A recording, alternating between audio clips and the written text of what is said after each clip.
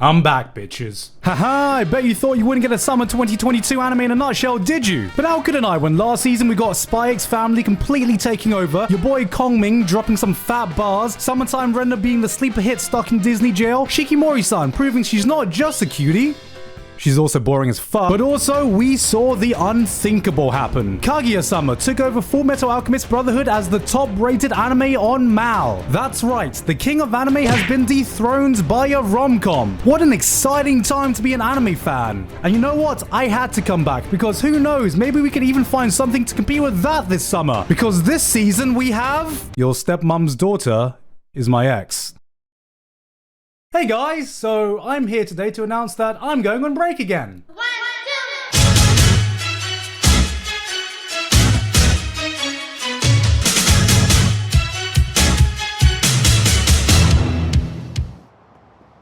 2じゃあ行こっか。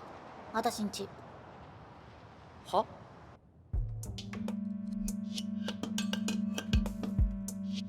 Damn, bitch, you live like this? Oh boy. Oh boy, oh boy, oh boy, oh boy, oh boy, oh boy, oh boy. Hold on, guys. This is a rare occasion, so just let me be that guy for a second. Oh yeah, so I read the manga for this already. Yafikashi no Uta, or Call of the Night, is a show you should have already been highly anticipating, because you're a true Gigguk fan and watch all the videos I put out. Right, guys? Because I made a video about how much I enjoyed this manga, and after watching these episodes, I feel a new sensation of unrivaled pride watching an anime adaptation living up to a manga that you like. And with that comes this new sensation of overwhelming superiority that I knew about this manga before the anime. Oh no. I'm turning into Joey. The real beauty of this story is how it captures a sense of freedom and serenity of wandering the streets at night. At least it does in Japan. I don't know if you get the same experience at 3 AM doing a casual stroll through Brixton. And the anime absolutely nailed it. The color palette, the music, the atmosphere. If lo-fi was an anime, this would be it. The show is VIBES, lowercase double-spaced lettering vibes. Not to mention the soundtrack has been absolutely godly. Not just the atmospheric tracks, but pretty much every insert song, opening, and ending has been an absolute bop. This is setting the standard for the rest of the season, but before I talk about the rest of the shows, how about I talk about Genshin Impact for a bit? Today's sponsor. Alright guys, let's be real, you know I've been deep in the Genshin hole, and I know a load of you are deep in the Genshin hole as well. It's okay, you can be honest, it's a safe space here, but in case you aren't, this is a massive open world action RPG with a unique elemental combat system, a massive ever-evolving storyline, and even a co-op mode. It's a sensation that's taken over our weeb community. Seriously, if you've been to any anime convention like me in the past few months, every third cosplay is like a Genshin cosplayer. So I know there are a lot of you out there, and there's a reason for that. What can I say? The waifus and husbandos are all mwah, chef's kiss. And you know it's like a good game as well. In the newest 2.8 update right now, they're doing a Summertime Odyssey event, which includes a new co-op mode that takes place in the Golden Apple Archipelago area, Resonating Visions, which can give you a new 4-star skin for Fischl, and a new Evermotion mechanical painting puzzle game. Not forgetting that Kazuha, Klee, and Yoimiya will have returning banners along with a new 4-star character. Rip my Primogems.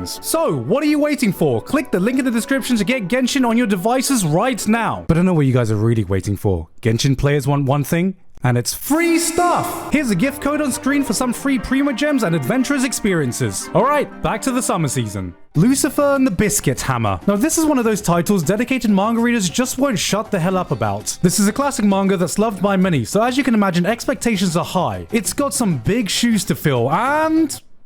it's there. It's shit. I haven't even read the manga and I can feel the disappointment. Watching this feels like watching the animation equivalent of room temperature beer. It's not horrible, it's just flat. Like your mum.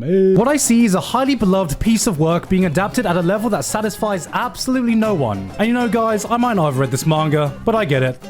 I too have seen my favorite doujins animated by Queen Bee. Anyway, now for something completely new. Isekai Tensei って知ってるか? Never. From the author of The Strongest Sage with the Weakest Crest comes... I gained a second character class and became the strongest sage in the world. They're the same picture. Alright, I'm just being facetious, but I don't know why this guy chose being the strongest sage to be his gimmick. Find me a guy who thinks this is a cool original hook, and I'll find you a guy who gets stupidly excited over the millionth Isekai. It's back! It's back! I never thought this day would actually come. We've done it, boys. We've memed another season into existence. But remember, the fight isn't over yet. I normally like to gloss over the sequels to give room for new shows, but I feel like the season is just so top-loaded with sequels. We waited 9 years for Devil as a Part-Timer, giving us back the original McDonald's Isekai. Classroom of the Elite is back after 5 years to save us from that hell of a cliffhanger they ended on. Tokyo Mew Mew is back after 20 years with Tokyo Mew Mew New. Sydney's really excited about this one because it's one of the shows that got her into anime, and I'm really excited because it sets up for one of the best sequel names of all time if we get an eventual sequel to it. Tokyo Mew Mew New New. Danmachi has reached its 4th season, same with Overlord. You know, as much as the CG ruined some of the moments in season 3, I've still got high hopes for this new season. My anus is fully prepared for more child-torturing, Lovecraftian, horror-induced existential dread in Made in Abyss season 2. Shout out to my boy Kevin Penkin for doing some of his best work yet with the music, because I gotta say, fucking biblical, mate. But look, the amazing sequel train doesn't stop there as we have Rent-A-Girlfriend season 2.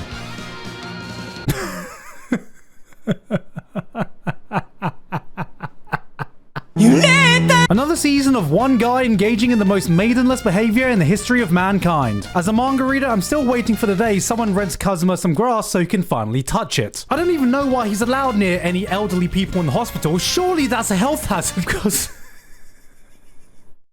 surely they'd be in danger of dying of cringe. If you want some of the best girls this season, you can just appreciate Yofukashi no Uta, instead of tuning in on this and watching Kazuma out there appreciating Yofukashi no bitches. If you told me in 2013 that one day I'd be watching a RWBY anime coming from Studio Shaft and Genrobuchi, I would have slapped the shit out of you to wake you up from your weeb fantasy. So I'll be the first to say, well, slap me silly and call me Chris, because dear lord, just look at this glow up.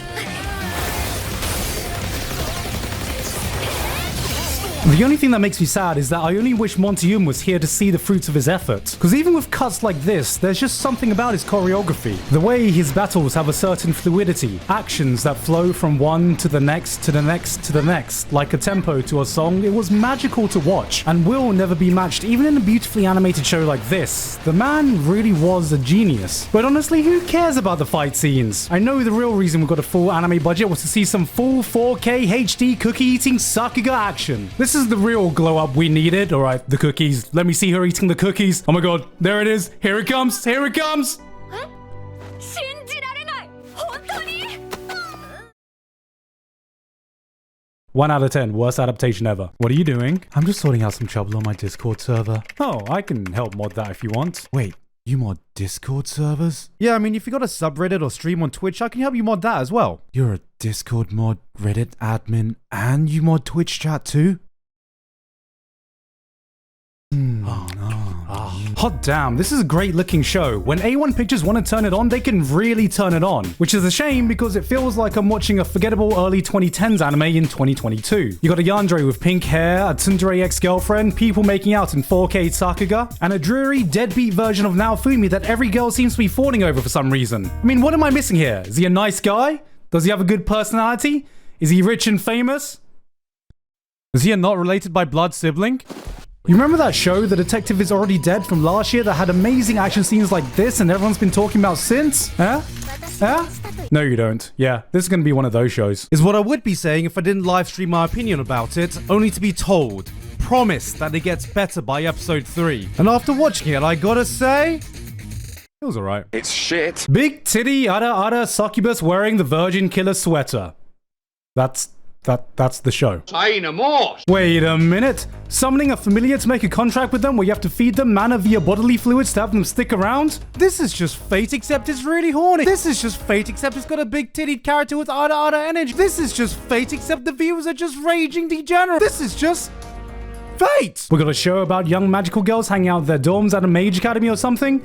I believe this one's called Tiny Witch Academia. There's also Reverse Takagi-san for all of you who are looking for a cute rom-com this season. Yakuza's Guide to Babysitting. Now, this is a cute one. Another show to add to the daughter simulator genre of anime. But unfortunately, we now live in a post-Anya world, who has just completely broken the daughter meta. Look, this girl's adorable and all, but where's the meme faces? Where's the waku waku? Where is the elegance? Honestly, when your daughter game is this strong, I don't know how anyone else is meant to compete. メガネがないときはこうするといいよ。ほらこう。もっと針の穴みたいに。あ、す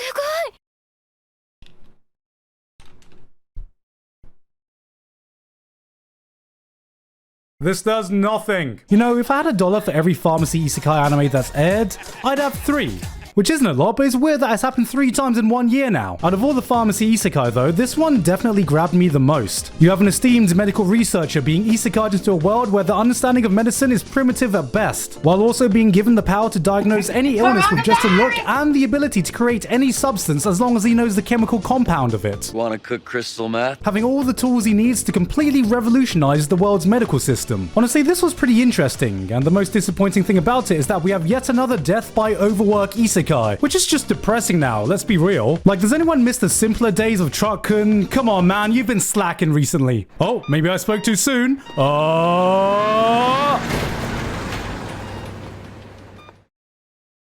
You fell off. So when I first saw the title, Uncle from Another World, I was like, god damn. They really are just throwing words on a dartboard and adding another world to it. But it turns out this was one of the best parodies of isekai I've seen. Guy's uncle wakes up from a 17-year-long coma after a truck accident, and it turns out he was isekai this entire time, saving some far-off fantasy world. And the best part? He's managed to keep all his powers from that world. Yes, this is a post-isekai story, but now back in the real world, needing to reacclimate to society. What does he decide to do with these powers? YouTuber です。 Are you YouTuber? The show has more than its premise though. Beyond its gimmick, its characters are genuinely funny and keeps the show from becoming stale beyond its meta hook. Basically, it asks, what would happen if the person that got isekai'd was a fucking idiot? I think it speaks volumes though, that even in a parody that's making fun of all the overused tropes and one-dimensional characters in isekai, I still unironically fell for the fucking tsundere. 私が姉よ。あなたの妹とかおぞけが走るわ。こっちだって君の弟になるとかまっぴらごめんだ。 Oh boy, your stepmom's daughter is my ex. I appreciate that I tried to find a more tasteful way to say I used to date my stepsister, but you can say shit like, I kind of fancy my first cousin, first removed dad's stepsister's daughter, but at the end of the day, you still just said you want to fuck your sister, mate. If I'm being real, I was actually expecting a bit more spice with a title like this, but this is way more wholesome than I thought it was going to be. Like, they got some proper sibling bickering going on. Where's the spice? It's looking a lot less like domestic ex-girlfriend and more like Kaguya-sama with a side of oh, love me, sister. Hey, sister. This ain't a full-on dumpster dive just yet. It's just a casual rummage through the dustbin.